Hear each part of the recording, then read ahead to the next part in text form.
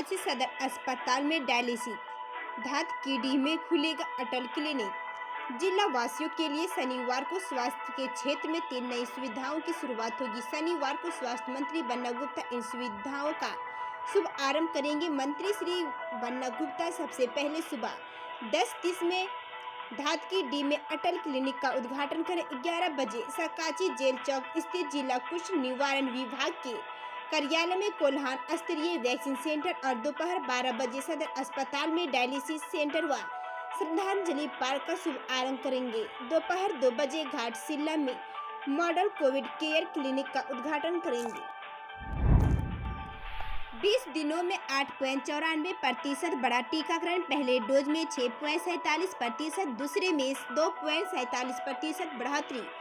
जिले में कोविड टीकाकरण की रफ्तार लगातार बढ़ रही है। वैक्सीनेशन की शुरुआत के बाद महज 7 महीने में ही आधी आबादी ने टीका लगवा लिया है। हालांकि इसमें पहला व दूसरा डोज शामिल है। शुरुआत के 3 महीने में महज 18 से 20% आबादी को ही वैक्सीनेट किया गया था। अब यह बढ़कर 53.59% हो गया। अगस्त के 20 दिनों में कुल 8.94% वैक्सीनेशन हुआ। इनमें 6.47% को पहला और 2.47% को दूसरा डोज लगाया गया है। वहीं जुलाई के आखिरी दिन को वैक्सीनेशन महज 44.65% ही था। जिला वैक्सीन पदाधिकारी के अनुसार लोगों में वैक्सीनेशन को लेकर काफी जागरूकता आई है।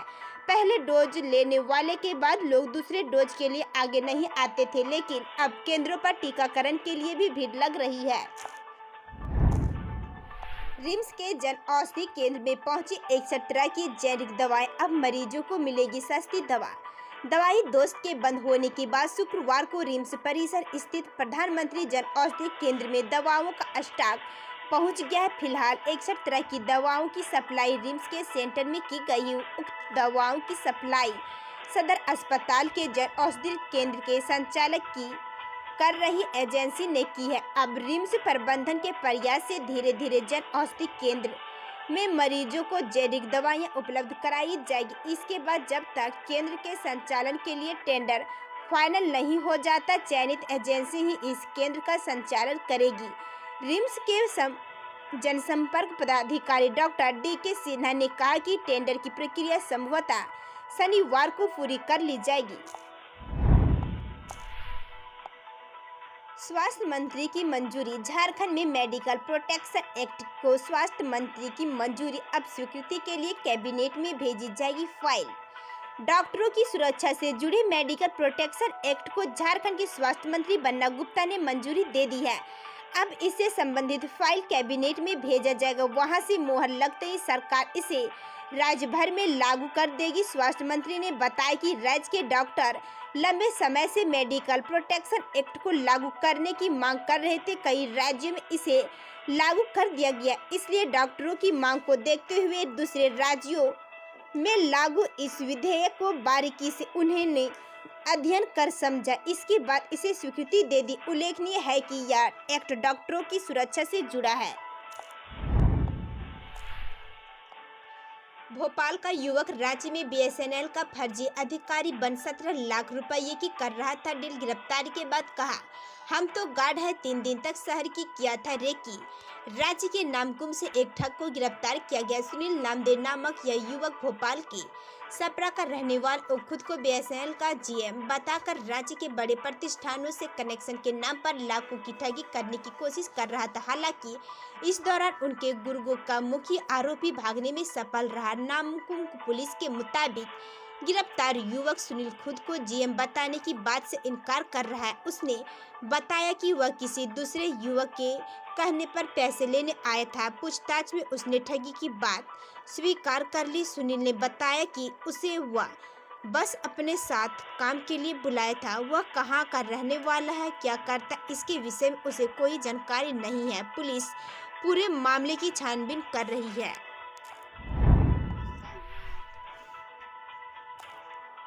झारखंड में बदलाव के साथ MPA को मंत्री की मंजूरी। नए एक्ट में डॉक्टर व हेल्थ वर्कर्स के साथ मारपीट करना और हॉस्पिटल की संपत्ति को नुकसान पहुंचाना अब गैर जमानती अपराध नहीं होगा।